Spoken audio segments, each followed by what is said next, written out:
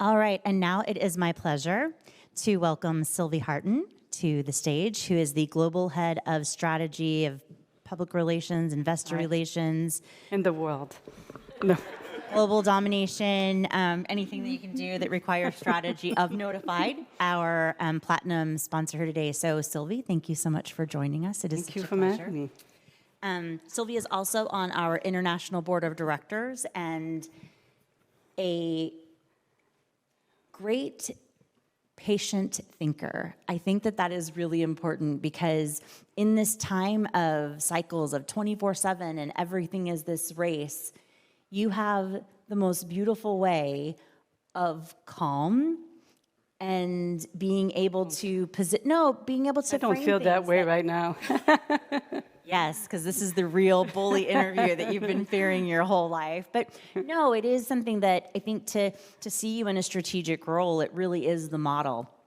To be able to not get swept up in every issue of the time, but to be able to take a breath and to let those issues be, what they're going to be able to focus on that priority. So, thank you for the leadership that you demonstrate in the industry in that respect. I think it is a gift and a talent that I'm sure you've honed throughout your career, but it is a calm that we all benefit from. So thank you so much for that, Sylvie. Thank you.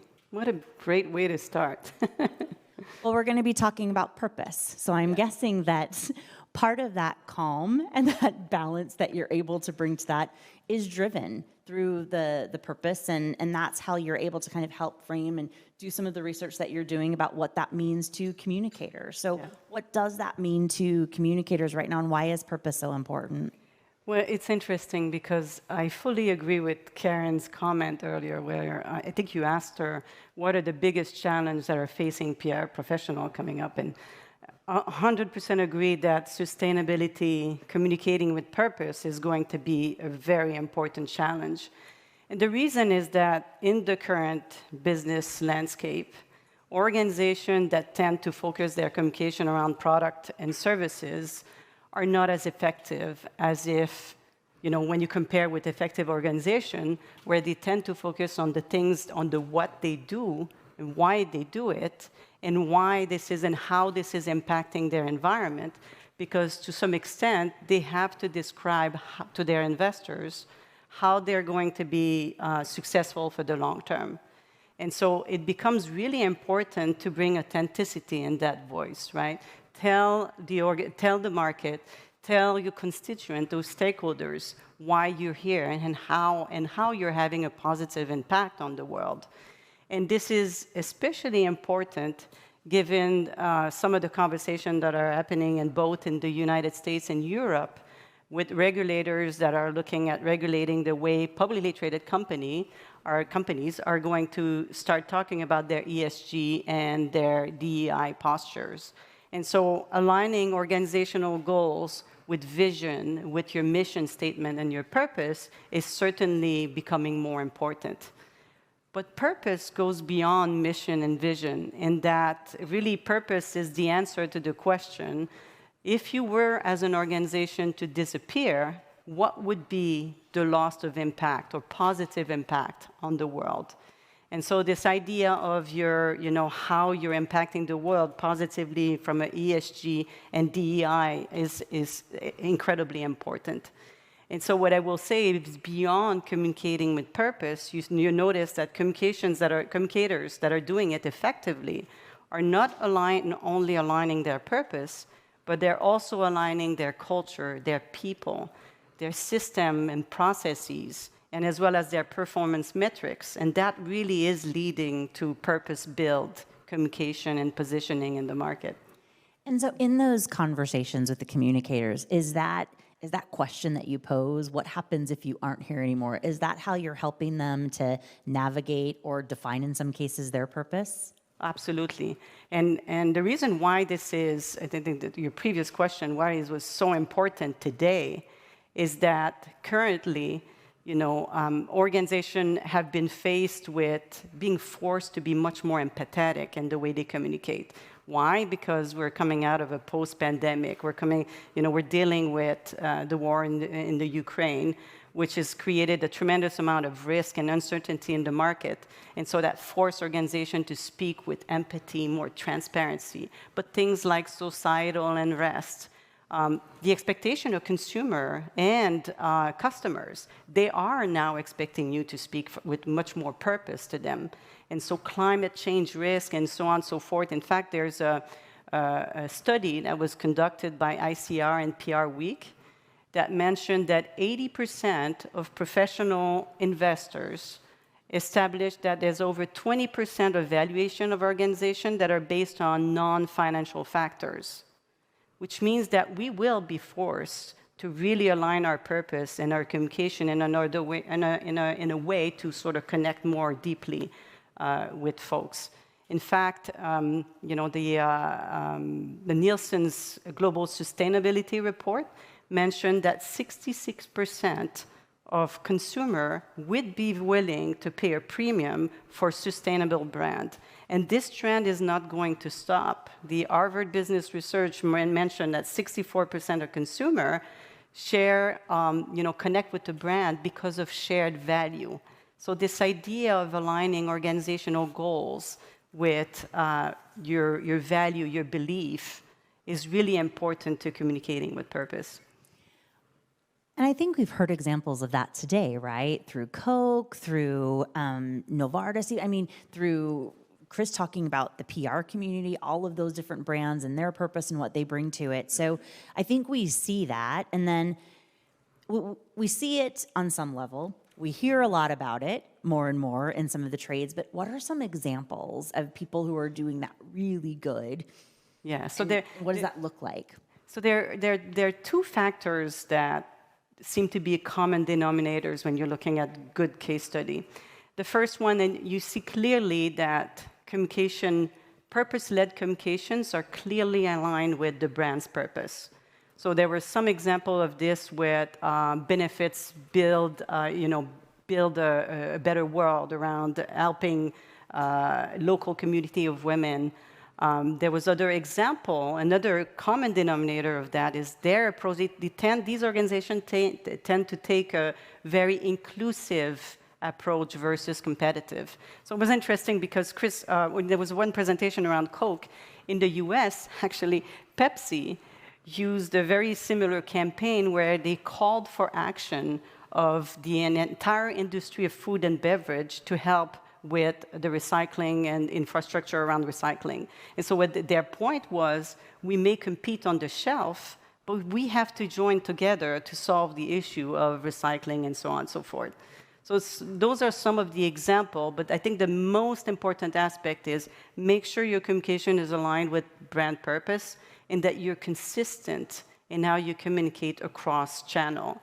Because the day your brand start to take a stand, if it's a one-off, this may look like a fluke. Right? No, I think that's so important. And so I'll ask this next question with the presumption that organizations are authentic. So let's start there so we aren't starting from way back. But so then of those organizations, when they're talking about ESG, when they're talking about DE&I, what are those steps that they need to take to get that foundation set so that they have credibility behind that? So then it's also sustainable for their organization. Yeah. That if they get into a crisis, that isn't the first hole that people poke for them out of chaos. Yeah. So that's a great question because oftentimes we get our clients coming to us and asking us, everybody's talking about ESG. I don't know where to start. And so the good news is that this is more of the case for most organizations. And so what you have to do is first assess where you are as a brand. And so very often understanding your reputation across all media, across all channels is a great way to start. But also understanding the conversation holistically, especially attempting to understand diverse voice in the conversation so that you understand your current state. And I guess the next channel is once you understand challenge, when you understand where you are, then it's a function of understand where you get the data. Because one of the challenges of the PR professional coming up is that the data, when it comes about ESG reporting or DEI communication, is across the entire organization. PR professional will have to partners with all functional areas to be able to get the data, understand your story, and make sure that you're consistent, it's not a one-off, but also make sure that you walk the talk. If, as an organization, one of your goals is to hire more diverse voices, make sure you're able to state or support that with fact. The same thing as if, as an organization, one of your goals is to become more green in your production, make sure you have data around how you decrease emissions. So, because those are the questions that your constituent, your stakeholders are going to ask of the organization. I love that. I think, and I immediately flash back to the conversation this morning between Sophia and Todd and Johnny when they were talking about ethical acquisition of data and transparency. And I believe, I don't want to misquote him, but I think he said, that's your problem. As only Johnny could. But so how do organizations manage and navigate that from an ethical and transparency standpoint of view when they're trying to do all of the right things? Yeah. Well, I'd say in this case, it's everybody's problem to some extent, because beyond external data around conversation, ESG reporting and ESG frameworks require a tremendous amount of internal data, right? And then in that case, it's really the problem of the organization. And this is where both it's an opportunity for the PR pros, because you have a unique opportunity to be at the center of making sure that this data is collected, is properly reported on, analyzed, and then you can certainly use external data set to give another context around your reporting. So it's a big problem. It's a big problem, and to some extent, many organizations are very early in that journey of communicating with purpose, but also handling, having a handle on the data sets that they have to report on. This is why also, given the regulation discussion with regulators in the US and Europe, it becomes really important, because it would be very easy to manipulate the data and do what they call, greenwashing in your communication.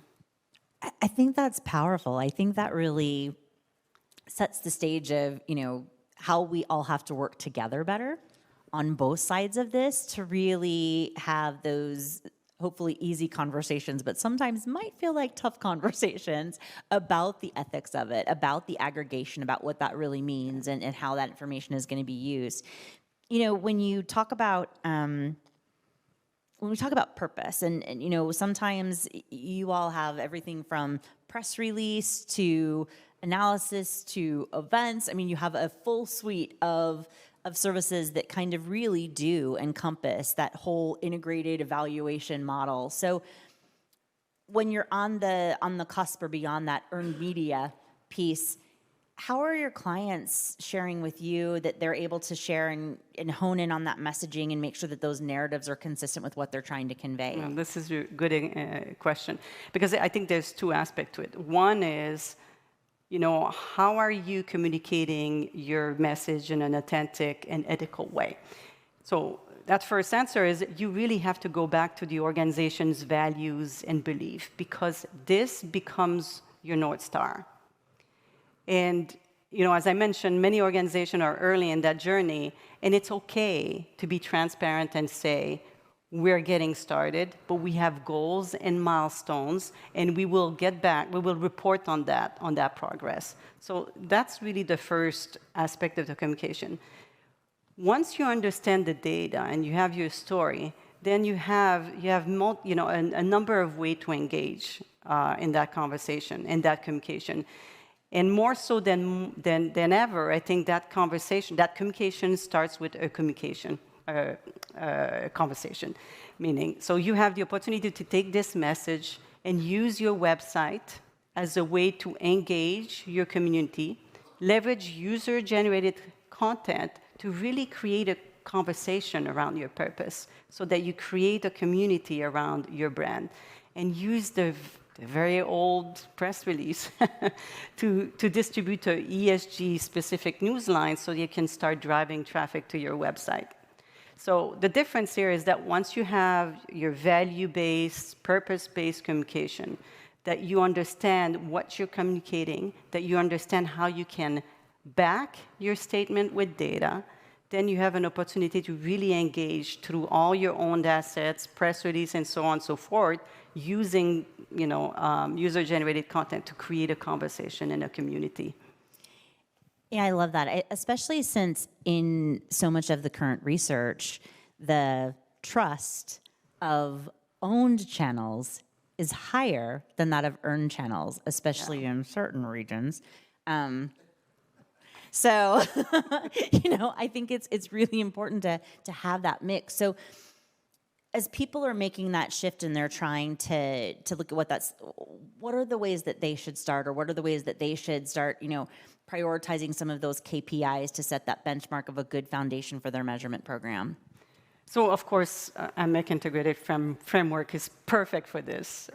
But I think that, what I'll say is that, through your ESG framework, you're going to get a lot of data on impact. It's not the volume of coverage that counts here. It's really the impact data that you're able to demonstrate, right, to your constituent.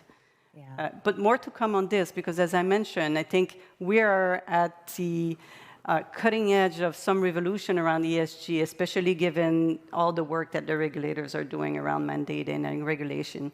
It's going to apply to publicly traded company, but private company, nonprofit, everybody is going to be to some extent impacted. Yeah.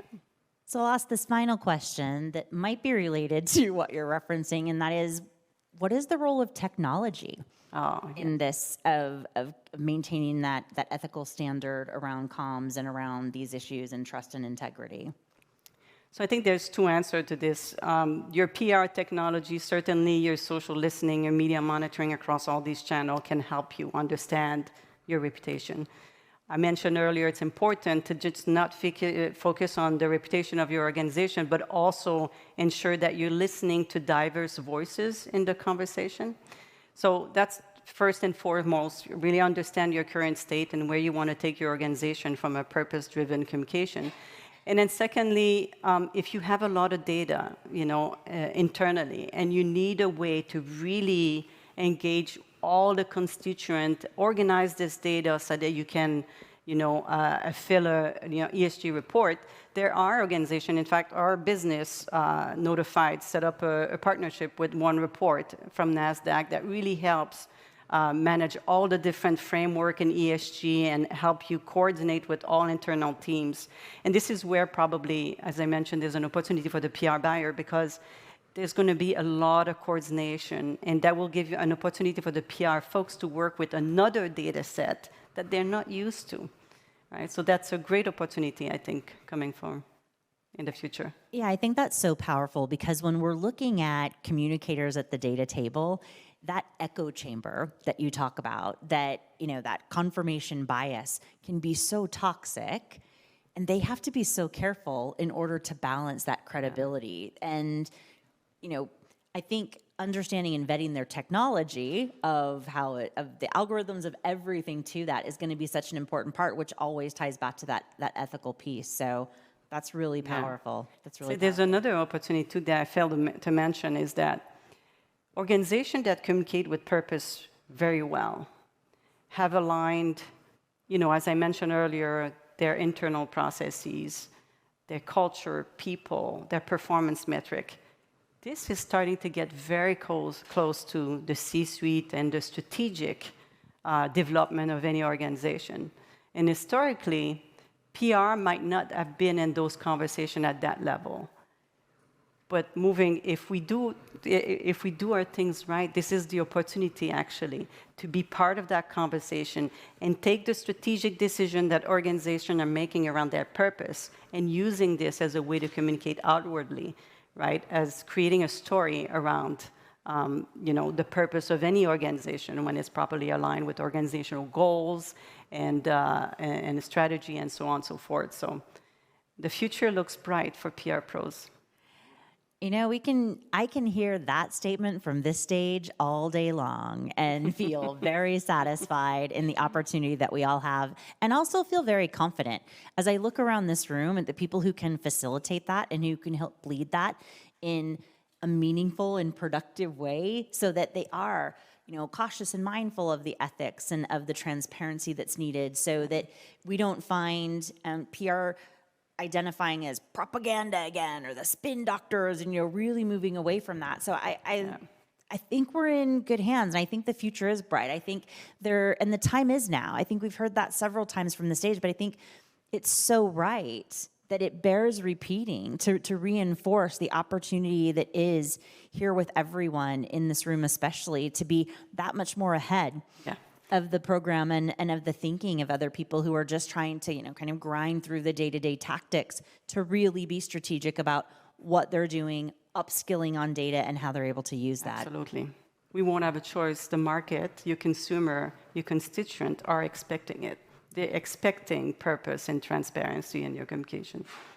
I love that. Thank you so much, Sylvie. Do we have any question for Sylvie? Yes, we have one question in the back if we can get a microphone. Hi. Now, where ESG is concerned, there's a school of thought that says essentially what PR people do is to repackage and sell the reports, the ESG reports, ESG integration that are prepared by experts. In your view, what else should PR people be doing apart from repackaging these reports? Well, that's an excellent question. I think there's a maturity in how organizations handle their ESG posture or their communication around ESG. Like at one end of the spectrum, you have the very commercially motivated organization that are going to greenwash or leverage ESG for, commercial purpose. They're even at the really extreme, you have disgenerous organization that are going to leverage ESG. And somewhere in between, you have folks that are going to take a report and certainly, like you mentioned, simply repackage the information. I think this is short-lived. I don't think this is sustainable. I think what's sustainable is really be at the core. So purpose needs to be at the core of the organization vision and mission. And this is where, as I mentioned, I see a huge opportunity for PR to help shape the story as long as purpose is at the core of the reason for being of the organization, and that the impact of this organization, the positive impact of this organization on the world are fully understood. Right? In this case, it's no longer just a packaging exercise. It really becomes the core of the organization. But it speaks to, as I said, there's a graph that exists where you have a maturity cycle of organizations that are organizations are anywhere, and there's a lot of organizations that are at the beginning of all of this. Yeah. And I think even some of our own non-for-profit members have a lot of research, a lot of data that you can use to level set against that make it incredibly powerful. And all of those not-for-profits that stood up, I think we can talk to them and figure out a better way to collaborate on the research that they've done, also to correlate to the Harvard research. Pew Research has done a lot on there. I mean, there's a lot of great information out there that can give you and lay those pavers for you to get going. Everyone, Sylvie Harton, thank you so much. Thank you. Thank you.